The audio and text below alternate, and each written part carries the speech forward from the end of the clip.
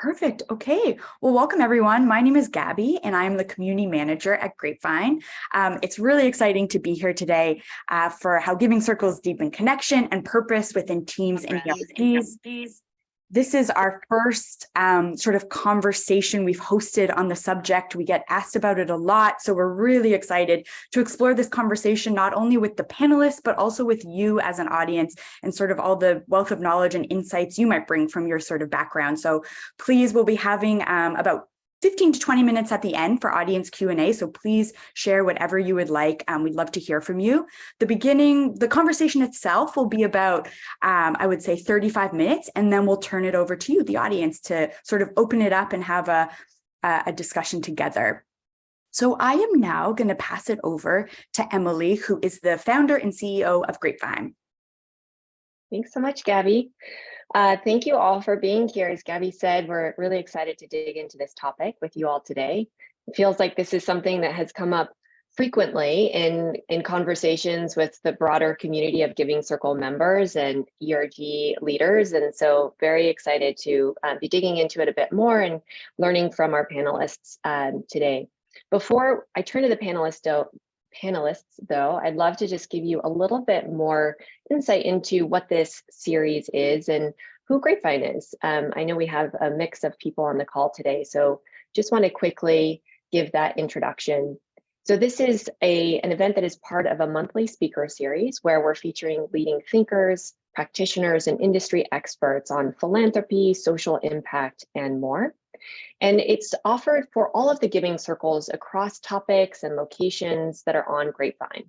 So it's really an opportunity for all of you as well to get a better sense of the broader community and the broader range of giving circles and people who are in giving circles on the platform or interested potentially in joining them. So to that end, as Gabby said, please do say hi in the chat and feel free to make those connections there as we go along. It's always fun to see that happening. This is a community-driven movement, so it's always, everything we do, we try to facilitate and enable the community to connect as well. So for those of you who aren't as familiar with Grapevine, I also just wanted to give you a little bit more background on us. So we power giving circles. And what that means is we're the only platform that's really dedicated to giving circles that provides them with an online home and community for leaders and members. We provide the infrastructure tools like donation processing and grant making, all of that through an all-in-one solution for giving circles on the platform, as well as training and events like these and more from our community team that Gabby leads to really support and help scale the Giving Circle movement. As part of that work, we're also really leaning into the scaling part of the Giving Circle movement. And so we're helping new giving circles to get started in areas and around causes where they don't yet exist. So if you recently received an invitation to a new group from us, welcome. It's so wonderful to have you. And if you want more information about any specific giving circle, just know we do weekly office hours on Thursdays and Fridays for a place where you can come and ask all of your questions, essentially, and learn more about specific groups. So we can share more on that in the chat in case anyone is interested in that. And if you want more information on any of our other speaker series and events, we also are always sharing that out to our broader community through our newsletters and more. So please make sure to sign up for that as well. So with that, I'd like to turn it over to our speakers. And I'll start by just thanking both of them. Alyssa and Cheyenne, thank you so much for being here. We really appreciate you taking the time. Alyssa DeVere is the chair and founder of the ERG Leadership Alliance. And Cheyenne Cameron Pruitt is the senior manager of DEI programs at Fleischman Hillard and also a co-leader of Women Empowering Sacramento, a giving circle hosted on Grapevine. So welcome both of you. Thank you again for being here. I really appreciate you taking the time. With that, I'd love to actually turn it over to each of you to give a little bit more on your background and why you're here to talk about this topic today. So Cheyenne, maybe we'll start with you. All right, awesome. Thank you so much for having me. Super excited to be here and chat about DE&I, giving circles, inclusion, all of the good things. So as Emily said, I am the senior program manager agency, if you are not familiar where we want to be in the world, we've been around for a really long time, about 75 years. And our mission right now, as it relates to DE&I, is to become the most inclusive agency in the world. So I am working towards that goal, and I have been since 2021 when I started in the current role that I am in. I did work on client side before, doing influencer marketing and all of that. But in 2020, I think much like a lot of folks, what was happening, the pandemic, the global racial reckoning that we were going through really sparked something more within me and made me really want to shift my focus to things that would be more impactful on the community, on the world as a whole, and on the industry that I'm in. So I think that the work we're doing at Fleischman Hillard with our DE&I programming and our ERGs and all of that is really going to make an impact on the industry. And also, I'm super passionate about philanthropy and giving and inclusion and making sure that philanthropy is more diverse and inclusive. And that is really what we're doing here at Women Empowering Sacramento, which we're up and running. We just had our first grant meeting. So yeah, super excited to be here and just chat a little bit more. Thanks so much. Alyssa, over to you. Thank you. Alyssa DeVere, and as Emily said, I am the chair and founder of the ERG Leadership Alliance. We fondly shorten it to ELA. Before ELA, which started in 2019, I actually started a company called American Confidence Institute, and we study the brain science of what makes people confident. And so the reason I mention that is really understanding kind of that fundamental science as well as the behavioral aspects led me to the ERG space. So as we're talking today, I may drop in a little brain science, just saying, can't help myself. But in 2019, we started ELA as a way to really empower ERG leaders, the executive sponsors, and the oversight managers that didn't really exist in 2019, but most organizations over 1,000 employees now have somebody that is at least partly responsible for overseeing the program. Today, ELA has over 25,000 members. We are global, about 20, almost 30% now are international, meaning they do not even have a US presence, which is really fascinating. But in particular, every size company, every shape company, every industry. And we do have members that are as small as 20 employees. So, in 2019, when all those people said I was crazy to start this entity, I'm glad I have a little belligerence in me. I'm Boston-based, but New York born. I saw there was another New Yorker in the crowd here. I kind of went with my gut, and here we are today. Amazing. Thank you, Alyssa. Thank you, Cheyenne, for sharing. Brain science, great place to come back to. But kind of part of that, maybe you're kicking us off with that. We tried to do a little poll before we did this event on LinkedIn to see if we could get a little bit more information from people who are in ERGs or maybe not in ERGs about the opportunity for giving circles in that space. So I'm not sure, Cheyenne and Alyssa, did you happen to see this on LinkedIn? We just did this the other week. Great. So what we saw from that was interesting, and I'd love to just get your quick take on this and see what you think. But the results showed that for 63% of respondents, it had never come up. And this is fundraising or using a giving circle in their ERG. This had never come up for 63% of respondents. Only 9% said they even use their ERG to fundraise. So some of them are doing this, but a very low 9%. And 27% weren't in ERGs at all. We don't know why that might be. We didn't dig into that part further. But I'm curious if these numbers are surprising to you or indicative of anything else about ERGs as a potential opportunity for giving circles and vice versa, I suppose. So Cheyenne, maybe I'll turn it over to you and see if you have any thoughts on this. Sure, thank you. I don't actually think it's super surprising to me. I think, Fleischman Hillard, that's my most experience with ERGs. We're really at the beginning of our journey here. So I think our ERGs just launched in, 2021. So right now, I think a lot of ERGs, and I would imagine that could be similar for a lot of companies as well, given all of the things that are happening, there's just a little bit more focus on building that community, especially as it relates to, historically underrepresented communities and things like that. Like there is a bit more focus on making sure that they have space and places to kind of converse and talk about the things that impact them differently across the board. So I would imagine that there's a lot of folks who are just kind of in the beginning of that journey. And I think that for me, that wouldn't be surprising.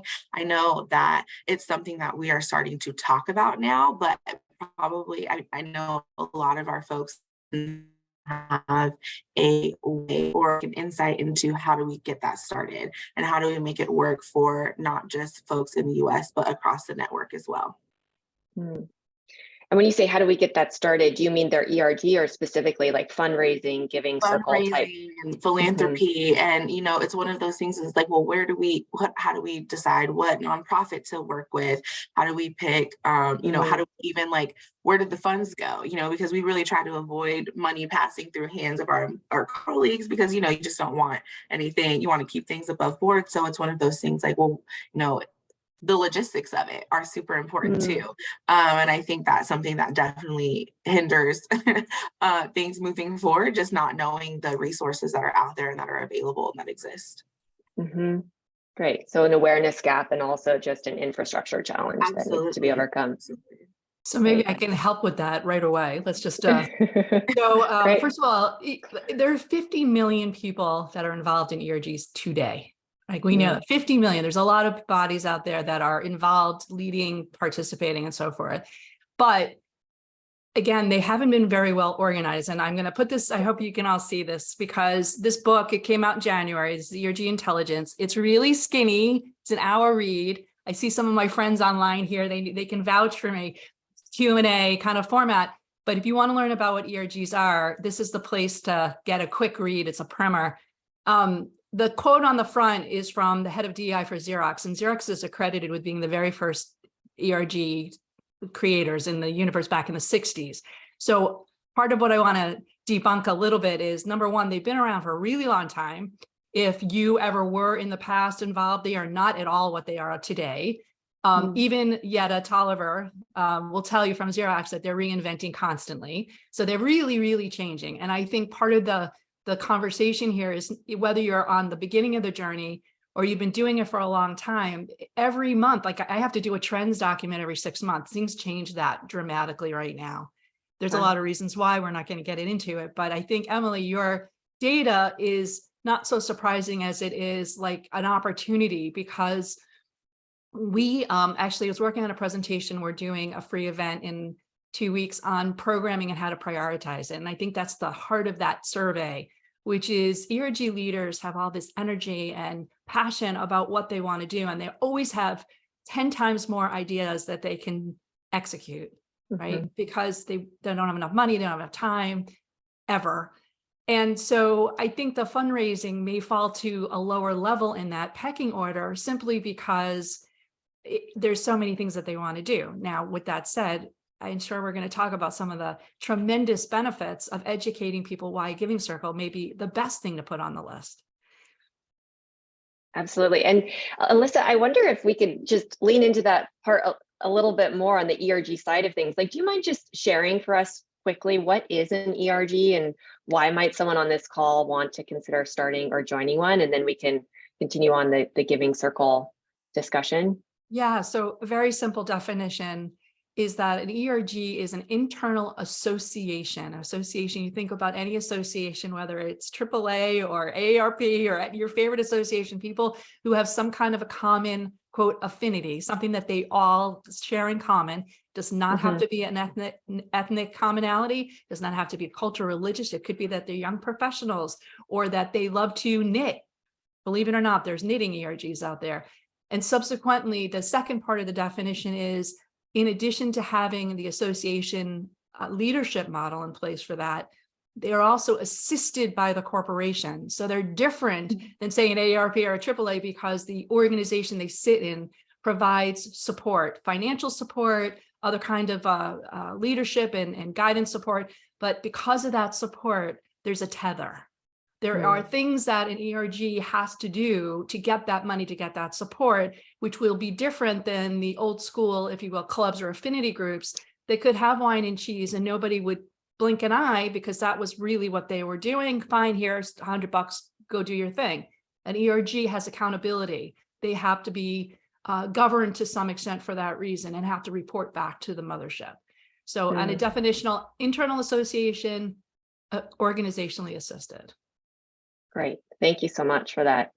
And so I think a lot of people also connect ERGs to some kind of DEI framework in companies. And I think there's also maybe a case to be made for giving circles fitting within that framework. And that's a bit of an open-ended statement / question, but I wonder what each of you think about that. Like how do each of these entities potentially fit into the DEI framework in workplaces or not, if that's your perspective. So Cheyenne, do you want to take that one first, and then we can come back to Alyssa? Sure. So yeah, I definitely think ERGs fit perfectly within the goals and kind of the mission of diversity, equity, and inclusion is just really ensuring. I like to say, we talk about physical safety a lot, but the psychological safety is such an important element too. And I think that ERGs really add into that psychological safe place and creating those spaces for people who are, maybe a part of historically underrepresented groups. And to Alyssa's point, it doesn't always necessarily have to be the historically underrepresented group. There, it can be an ERG for so many things. But I think, at least as it relates to D&I, that's really where we're focused right now, is like building those places and, making sure that they have the community and like crowdsourcing the resources that they need to succeed within the industry and all of that. And I really do think that with that being said, that the philanthropy part fits perfectly in there as well, because DE&I, it's impacting the industry, and like we like to say, like within our four walls, but it also should be impacting what's happening outside of your four walls and impacting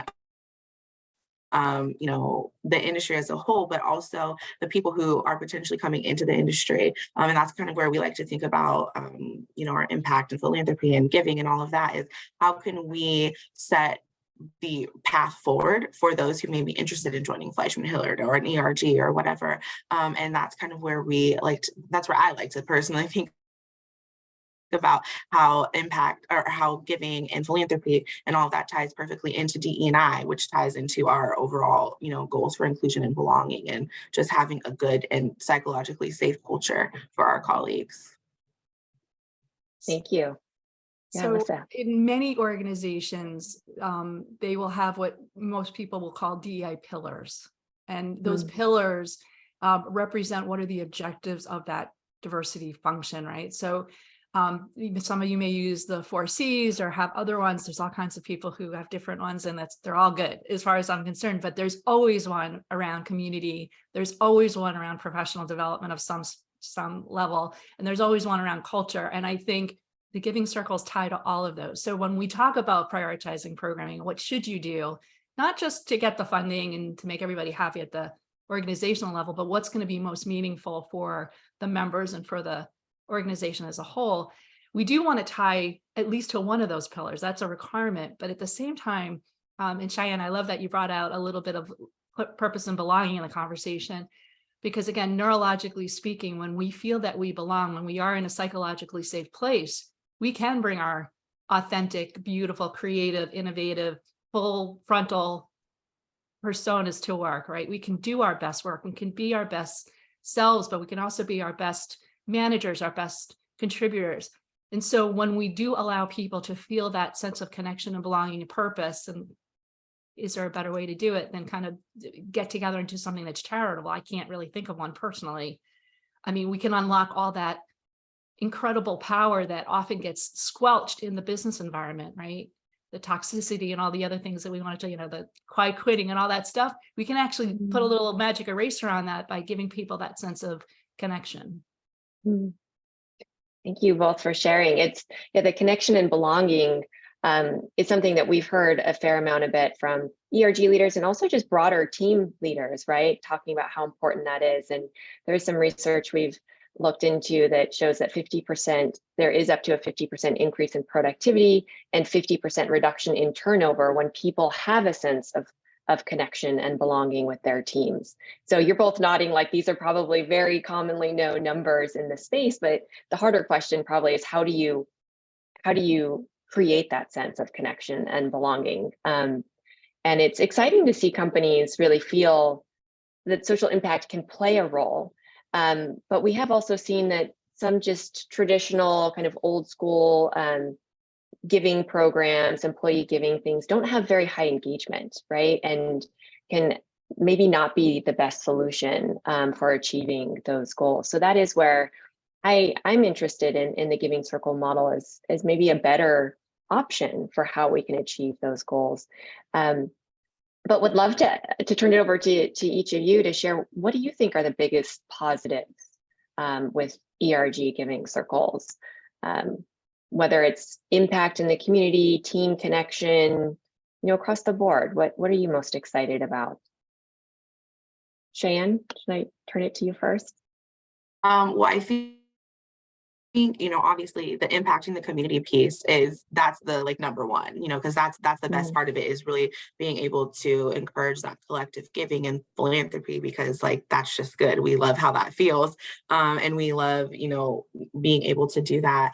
I think then looking at it from kind of the strategy point of view, which is, that's part of my job to do, is DE&I work, it can be really hard to measure, and I think that that's something that we look at a lot, is well, how can we, because a lot of it is very kind of up here, right? There's not you have hiring metrics and things like that, but when you're trying to measure the impact of your programs, it can be a little bit difficult, because all you can do is take word of mouth, or what people are anecdotally telling you. And I think that a giving circle kind of adds that very tangible measurement piece, so you can see the impact that your ERG is having, or may not be having, and how we can kind of adjust and help that. So I think that's a huge piece of it too. I also think, again, just kind of from the strategy perspective, companies think about awards and things like that. And this is, again, another tangible piece where we can tie into the awards that we're putting forth, or, just kind of showcasing to the world, yeah, we're doing this fantastic DE&I work as a whole with our agency, but look at our, Black ERG, or our LGBTQIA+ ERG. They're also, not only are they, pushing forth our pillars. And Alyssa, it's so funny that you mentioned the C's, because our pillars we call them the 3 C's of DE&I, and they're all inclusive of what you just said.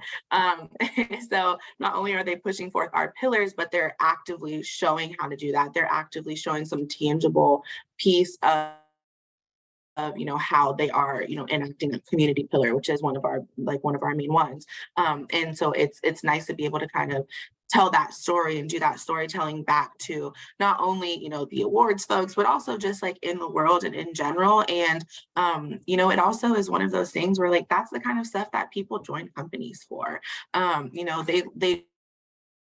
They want to join the company because they want to do the good work, and they want to work with the clients that we work with, and et cetera, et cetera. But the culture is a huge, huge piece of that. And I think that when you are showcasing that your culture really, truly centers belonging, and as our Chief Diversity Inclusion Officer, Adrienne Smith, says, she goes, we don't talk about it, we be about it. So if we're showing that we're not just talking about it, that we are about it, that really it encourages people to come into our organization, because they're going to feel like they belong and have that sense of belonging and philanthropy and inclusion. And also, I love the giving circle idea, just because it also gives people the power to make those choices too. They're not just here is a nonprofit that we're working with. They have the ability to have some input into the nonprofits that we work with. It doesn't always have to be the same one. And I just love that, the model for bringing it to the ERGs. Great, thank you, Cheyenne. Yeah, Alyssa, over to you. Well, Barbara put a very poignant question, or comment, I should say, into the chat about, maybe if you're small and you don't have the infrastructure, a giving circle is a great way to kind of fulfill some of the benefits that you would have as an ERG. And I totally agree with you, Barbara. The biggest challenge right now, and it's probably going to be for a long time, is that people are just busy, right? We have no time. And so here you have, for the most part, and it's very rare, just saying, that ERG leaders are paid at all, but you have volunteer leaders who have a real job, a day job, a paid job, whatever you want to call it, hired job, that they have to perform, right? And they have to do well as they can and want, and their managers are expecting them to do that. And then they're trying to find a couple of minutes here and there to do the ERG job, right? So pulling them out to do anything, training or planning, I mean, it's like poking them in the eyes. So, the more I would say infrastructure or structure, or, and I don't even want to use those words, scaffolding. I love that. My husband's a teacher. Anyone out there understands scaffolding, where you can say to somebody, here's a program in a box, right? One of our partners is AARP. They have program in a box for if you want to teach caregiving. And yesterday I was on the phone with a company that sets up live events for ERGs. Like, so the easier we can make things turnkey, where you say to a leader, hey, here's something, I'm all for that, provided it fits within the pillars or the C's or whatever you're using, provided that it has a good outcome for purpose and belonging and all that. So again, like a giving circle, not to belittle its value, is actually pretty easy, relatively speaking, right? You don't have to pick a venue, you just have to pick a cause. And maybe the cause one month is this and the next month is different. So you also have that flexibility where people who are really into it can stay engaged, because maybe next month they get to pick the one, right? So I like that scaffolding. I like that ease of implementation, for the reason that if you, all the measurability, Cheyenne, definitely most important thing in my pecking list, but one of the things that is going to make that possible is that it's easy to do, right? You don't have to take a lot of steps and pulling it off. I love that, Alyssa. And actually, one of my next questions was, what do you think is the biggest challenge to ERGs in starting and running a giving circle? And I think you just, identified a very big one: time. It's just time. Anything else that either of you want to add to that? Yeah, time and prioritization, like we said before, right? Like yeah. There's so many things you want to do, and it's kind of hard. And I'll give a very real example. Let's just say there's a giving circle on the table. We want to do a giving circle for whatever the cause is. Black History Month and Pride Month and Women's History Month and right? All these things that we have to either do something as the group and or ally and support, right? From an intersectionality perspective, there's a lot that these groups are being asked to do, and they're being asked to get trained, and they're asking to show up at recruiting fairs and interviews and onboarding and. So time is limited, and then the number of things that we got to put in that bag is a lot. So I think in every case, and I know in every case, it's opportunity cost. It's, if we do this, what can't we do? And so that argument of why is this better than something else, that's a hard argument. And that's partly why, we're doing this event I mentioned, because people really struggle with the question, as much as my heart and my soul wants to do a giving circle, I have to justify why the group should mobilize on that and not do something to support the month that's coming up. Yeah, great point. Yeah, anything else to add, Cheyenne? Challenges, timing, and prioritization that Alyssa shared? Alyssa really hit the nail on the head. And I think this is also where I think the accountability for the companies has to come into play too, is because Alyssa mentioned the time to run an ERG. It's a lot. It's a huge commitment, and there's a lot on you on top of your other work.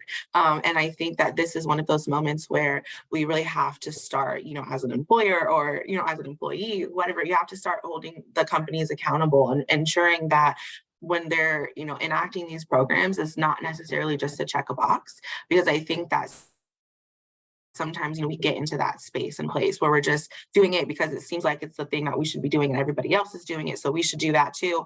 But there has to be a real meaning and a real understanding behind launching something so big as an ERG, to ensure that it's not just going to fail and falter because you don't have the resources to make sure that it continues. And I think so Alyssa truly just hit the nail on the head with that. So just wanted to double down.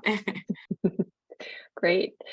So I wonder if, this question could be for an ERG or a giving circle. I think it was really interesting that the comment earlier that, maybe in some cases a giving circle could be an alternative to an ERG for some companies that don't yet have ERGs and are looking for, employees are looking for a way to connect and make a difference together. But so maybe, whichever approach you think makes the most sense here, Alyssa and Cheyenne, I'm just curious how you would think about advising someone who's in a company, who's in an ERG, or maybe they don't have an ERG, but there's interest in connecting through one of these kind of internal, would you call them, Alyssa? Not agencies, alliances, Yeah. associations. Thank you.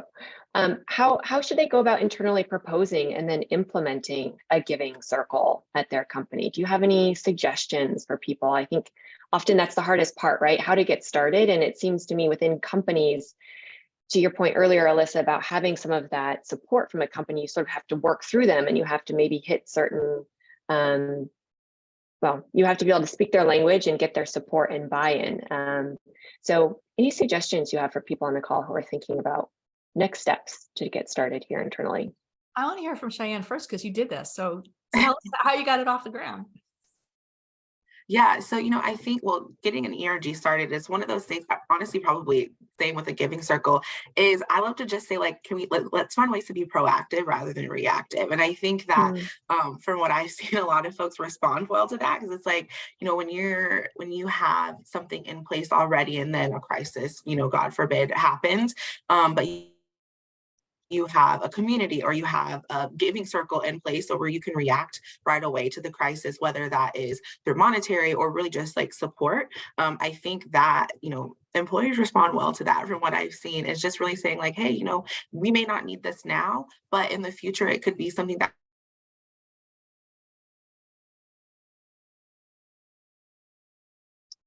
Uh-oh, Cheyenne, I think we may have lost you. Frozen in time. Alyssa, do you want to jump in and we'll turn back to her? I'll take her up until she comes back. Yes. Oh, we lost you, my friend. We lost you about 30 seconds ago. Hopefully, I don't know what y'all heard, but I was just saying that I think that employers really do respond well to the proactivity and just encouraging the resourcing before it comes to the fire drill, right? So if you have that, whether it's a giving circle or an ERG and, something, God forbid, happens, and now you have the space or even the monetary ability to respond, it's going to be a lot better than having to like sprint all of a sudden when something, breaks out and it's a crisis and we need that immediate response. So I think that's kind of what I always encourage people to do when they're thinking about trying to get something up and running. Honestly, anything, whether it's an ERG, giving circle, some other kind of program, is just taking that proactive approach and kind of coming with a plan. We always say, like, don't come to us with problems, come to us with solutions. So that's kind of like what, that's what, at least where my perspective comes, especially in like something like an agency or a large corporation like Fleischman Hillard. Yeah, so really well put. And I think we have to take away from, you notice in my definition, I said internal association. I didn't say they were aligned by anything because they can be aligned on any factor. So some group of people that says we want to give to American Cancer Society because we all have, that in our family, that is just as much important to those people and to the organization from a purpose and belonging to create a giving circle as an ERG. And I will give you as many examples as you want. I mean, ERGs, yes, Black, Hispanic women, LGBT, like down the line, but there's young professionals all over the place. There are groups in Boston Mayor's Office, Toastmasters, and ERG. Think about it. They're all together learning a skill that they all feel passionate about. It's an ERG to them. So you don't necessarily, number one, have to have a diversity wrapper on it. And I know that almost sounds kind of contradictory, but if the purpose is to give that group of employees connection, be a little more compassionate about whatever that connection is. And if it's giving to a particular charity, that's awesome. So number one. Number two is don't wait for somebody to bless it. Like, shoot, like if you're going to wait for the diversity people who got 4 million and 10 things to go do on a good day, let alone Cheyenne, like you said, every couple of months, there's a crisis and they've got to focus on that. Like, don't wait for somebody to say, okay, you can do a giving, like just do it. And I don't mean like a Nike, just do it. I did see the movie this weekend. It was awesome, just saying. But if this is something that you want to do, and the reason people go into ERG leadership, go into an ERG is to learn leadership, professional development skills, to help other people. There's all these beautiful reasons. I don't care what the construct is. You can call it an ERG, you can call it an affinity group, you can call it a giving circle. Do what is right for you and the 6 or 10 or 12 other people that have said, yeah, I'd like to do that. And then over time, maybe it changes into an ERG. I mean, it doesn't matter if you're meeting those people in a place that they feel safe and connected and they belong, call it whatever you want to call it. And this is the woman who has the ERG leadership, trademark. So just do what feels right for that group at that time. I also, Emily, I said it before, but I think it's a really important aspect too. is a giving circle can change it's very nimble, right? Different Absolutely. people can come in and go, the cause can come in and go. So it can kind of be a little bit more, maybe even a little bit more fluid than an ERG in a lot of cases. Hmm. So small companies for sure, but even if you have ERGs, maybe this is something that it meets people where they are at that moment. Mm-hmm. Yeah, I love that point, Alyssa.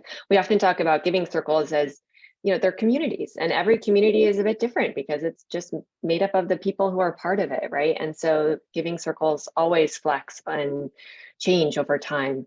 New people join, other people leave. It's constantly kind of recreating itself or taking on new shapes depending on who's a part of it. I also love the don't wait for somebody to bless it, just do it. We have a saying in the giving circle space too, just do it. Not inspired by the new Nike movie, but either, but just, don't let the perfect be the enemy of the good. Just get started. I think so often what we see in the giving circle space is people want to do something, they want to do good, but they're afraid of making the wrong step. They're afraid of giving to the wrong organization. They're afraid of, I don't know, there's a lot of, I think that can be wrapped up in it. And we just believe, I think in the giving circle community that if you just get started, you'll learn by doing. And that's such a great approach to this, because giving away money to great organizations doing good work, that's kind of the worst case that can happen. You know what I mean? I mean, you're just getting started and you'll learn over time more where you want to focus or the kind of impact you want to have. And that's great. But just getting involved is the first step. And so not overthinking it. I did want to just come back quickly to maybe a next step internally. I know we have a couple more minutes before we turn it over to the audience. So I do think, Cheyenne and Alyssa, this idea of once you decide to get started, how do you find those first 6, 10, 12 people, Alyssa, that you just mentioned? Like, what is that internal communication like? How do you see that kind of naturally happening internally to where people can find those early adopters and feel like, okay, now we're going to do this, and we have our core group? Any advice you have for anyone on that piece? Well, every organization has its communication preferences, right? Whether it's Slack or text or some system or portal or whatever. So again, use and be aware of what people tend to look at, but also be a little creative, right? Like little flyers in the stalls in the bathroom. Why not? I'm thinking of doing this. Anyone interested?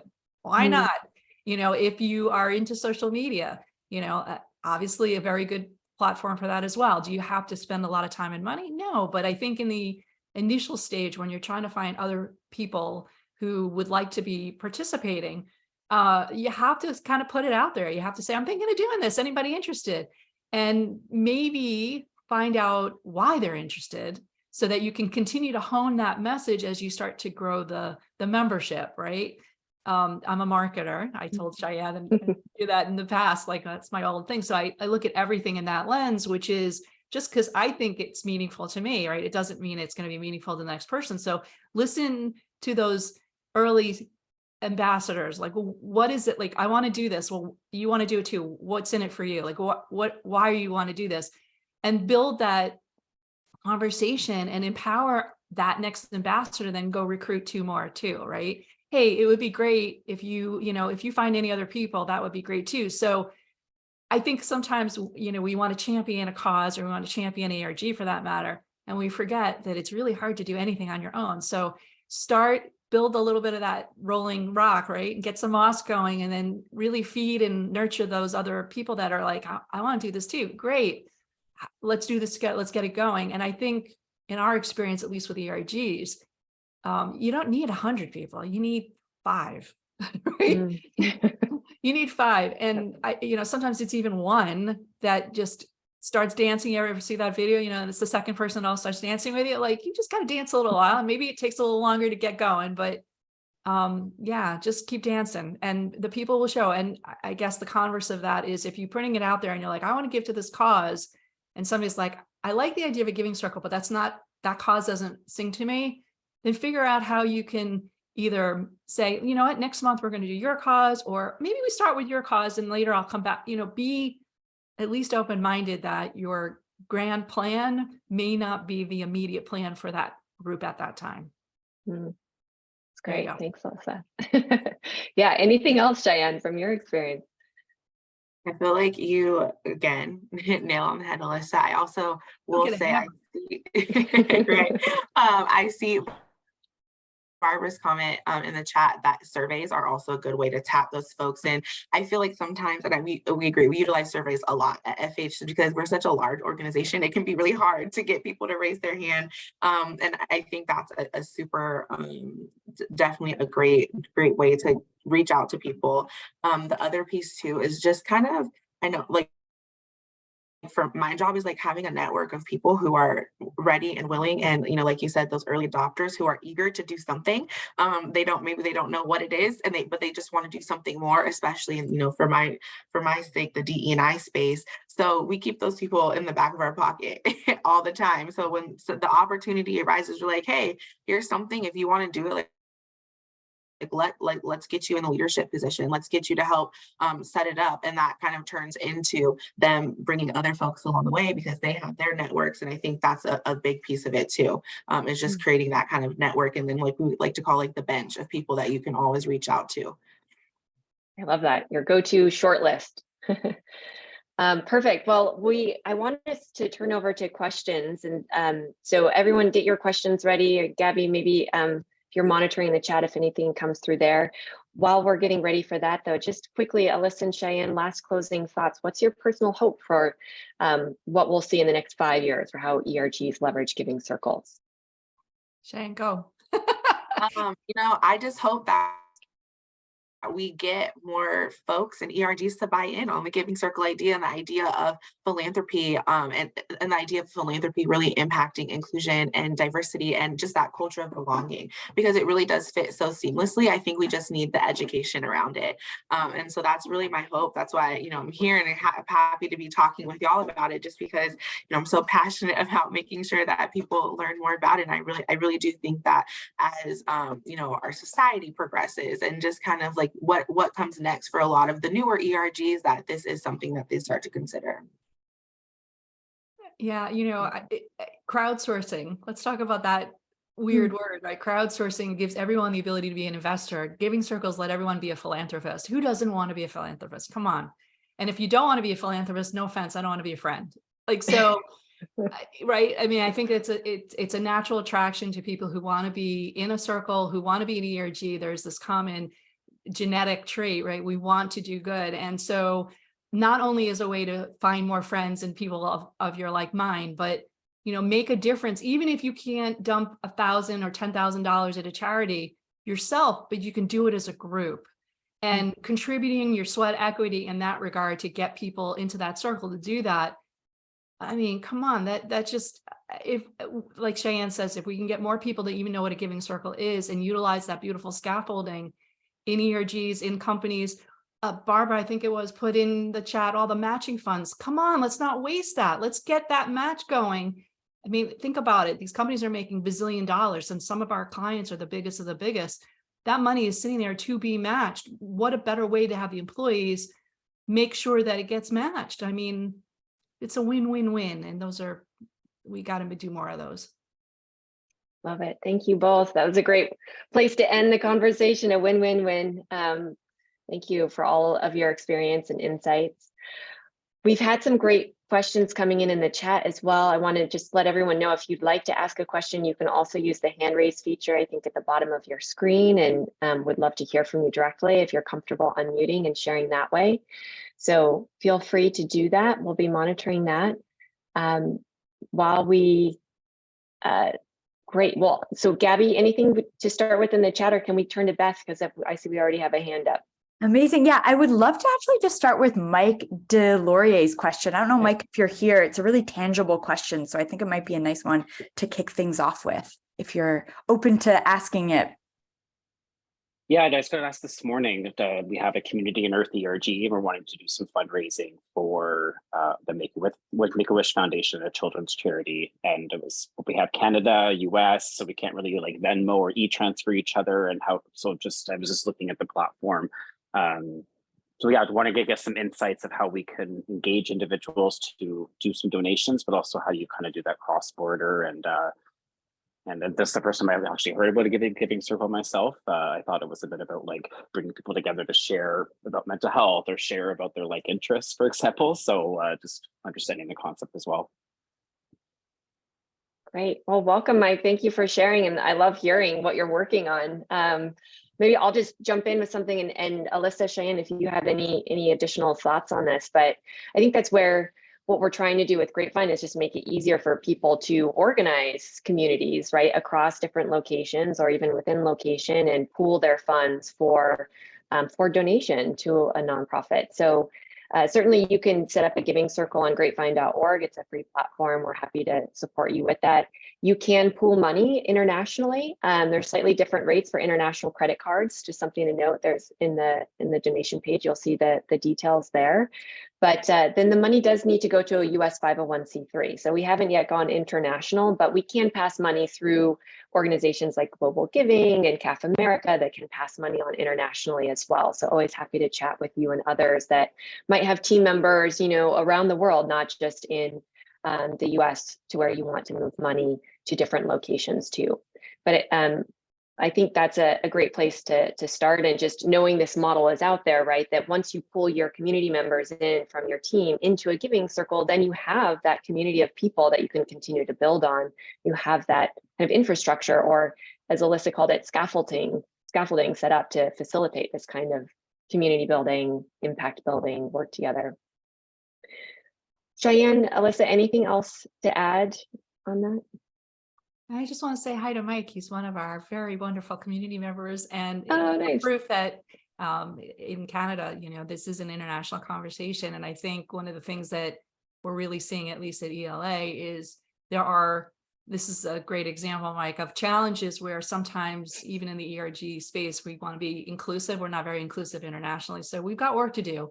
The great news is it's happening really fast, and we got people like Mike who are making us a little bit smarter and a little bit more inclusive just by having the conversation. So thank you for that. Great. Okay. Well, thanks, Mike. Thanks, Alyssa. Cheyenne, unless there's anything else you want to add there, I'll turn it over to Beth. Say, definitely work with Grapevine because they've made it so easy. So that's all. Thank you. So good to hear that. Beth, over to you.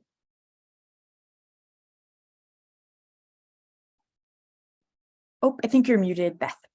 Yeah, let's see. I just asked to unmute. Did that help? Yeah, sorry. I clicked a screen. Okay. Am I still muted? Can you hear we me? can hear you now. Yeah. Okay. All of a sudden I lost the screen for a second. I was like, where did they go? So Emily, thank you so much for inviting me into this conversation today.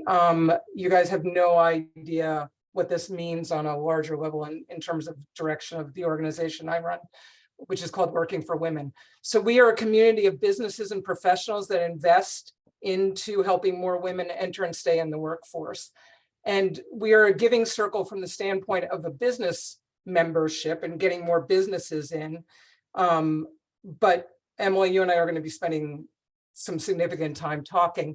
One of the things that we've found with the larger companies, and it goes right into Alyssa, you talking about ERGs, the first organization that became a part of Working for Women was a global consulting firm that had, and we were brought in by the ERG group. We were not brought in by the CSR or the corporate social responsibility. It was the women, the women's group wanted to align their giving, right? They thought we're looking to elevate women within our company. So it makes sense that our corporate giving or our outside of the company aligns with elevating women into the workforce, right? So now you have a natural lineup between the ERG within the company elevating women and the community outside of the company, their giving aligning to elevate, bringing more women into the workforce. Does that make sense? The key piece that we've only started, and I started hearing last year, is because we're brought in on that company level and working with the ERG. We never thought about activating the members of the ERG. They are activated in terms of, we facilitate a lot of skill-based volunteering. They are volunteering their time. And so those comments in there about how do you get, the employees involved, we make that easier for companies, right? For those employees to actually not just go work in a park, but actually take their skill sets and work on problems and within nonprofits and organizations to help them reach more women within their community as well. And just last year, we heard from some of the people that work on those projects, hey, we would like to donate into working for women as well, right? We're a 501c3. And I had never thought of that because I always thought this is a company thing that should be coming in and the ERG or the group should be supporting that. And what we've found in the alignment 100%, Cheyenne, of what you're talking about, was the DEI. When you're investing in women and you're investing in women outside the company, never even saw this from the beginning, right? We've seen that crosses gender, race, and economic lines, right? So now you're taking a group within a company and you're giving them experiences within their community that bring them into other groups of people that they normally wouldn't encounter, right? So you're having that influence and there's a direct connection.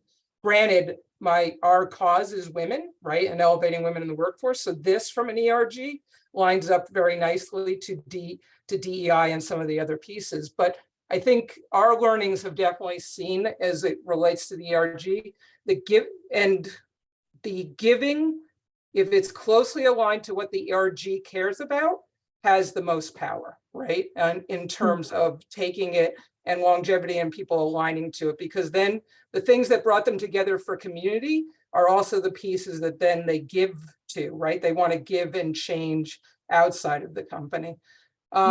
So again, thank you for this conversation. I don't necessarily have a question other than we need more of this. And Emily, and you and I are going to be talking because I think there's a real opportunity to create smaller, like sub-community, like in our model, to create other smaller giving communities that all line back up, right? And bring that circle component almost individually into each one of those places, but laddering up, then you'd start talking about really making movement in money, right? By bringing all of those different groups together.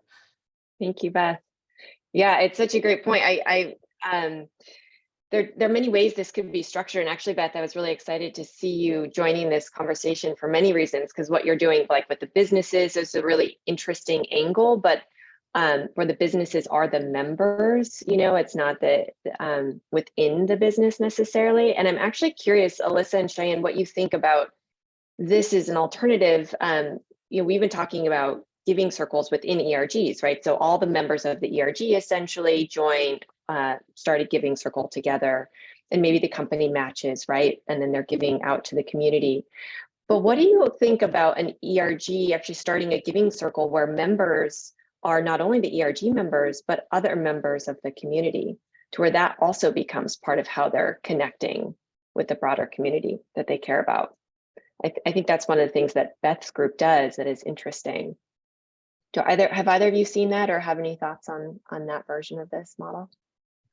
I haven't seen it. It makes total sense. And, I just over the holidays, my niece, who's now 24, was telling me how she used to sell Girl Scout cookies in her father's office, cubicle. And I was laughing. I was like, boy, if we could figure out how to, it's such a successful model. And that's kind of like what we were saying. It's like, we're doing a good cause. Why do we have to limit it to our own members?